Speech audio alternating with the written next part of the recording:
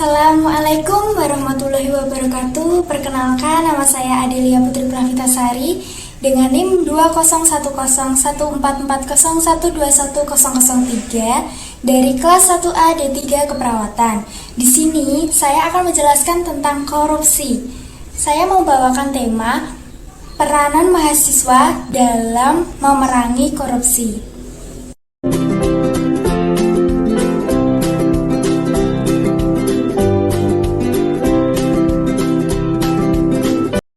Halo, di sini saya akan menerangkan apa itu peranan mahasiswa dalam memerangi korupsi.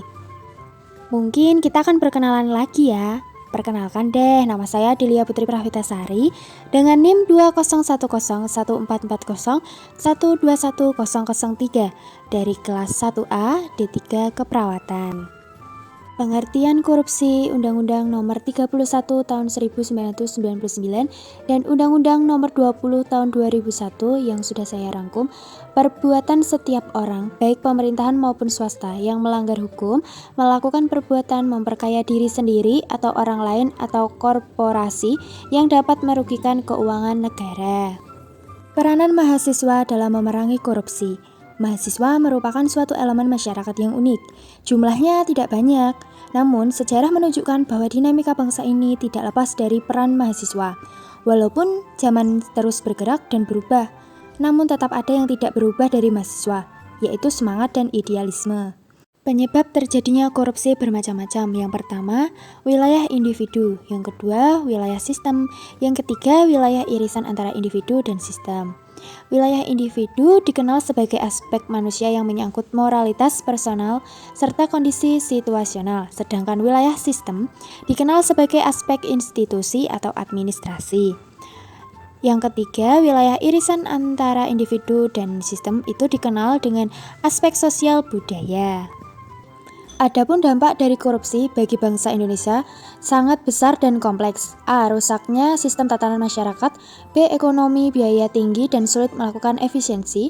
C. Munculnya berbagai masalah sosial di masyarakat. D. Penderitaan sebagai besar masyarakat di sektor ekonomi, administrasi, politik maupun hukum. E. Pada akhirnya menimbulkan sikap frustasi, ketidakpercayaan, dan apatis. Strategi pemberantasan korupsi. Yang pertama, memahami hal-hal yang menjadi penyebab korupsi.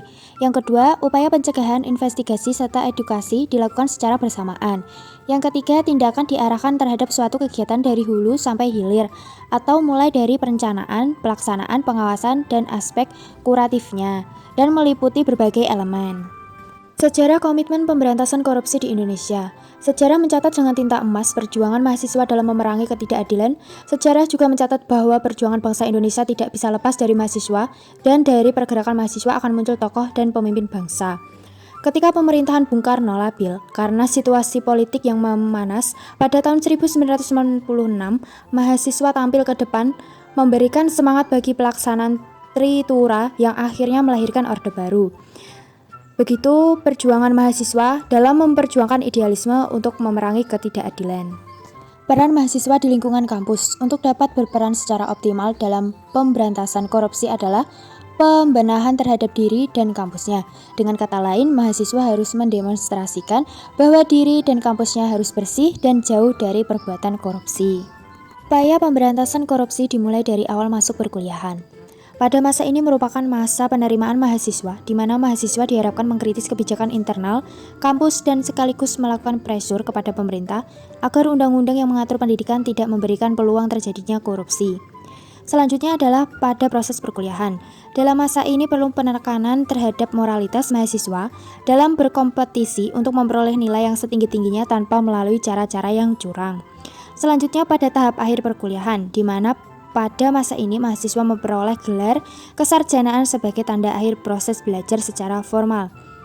Harus memahami bahwa gelar kesarjanaan yang diemban memiliki konsekuensi berupa tanggung jawab moral, sehingga perlu dihindari upaya-upaya melalui jalan pintas.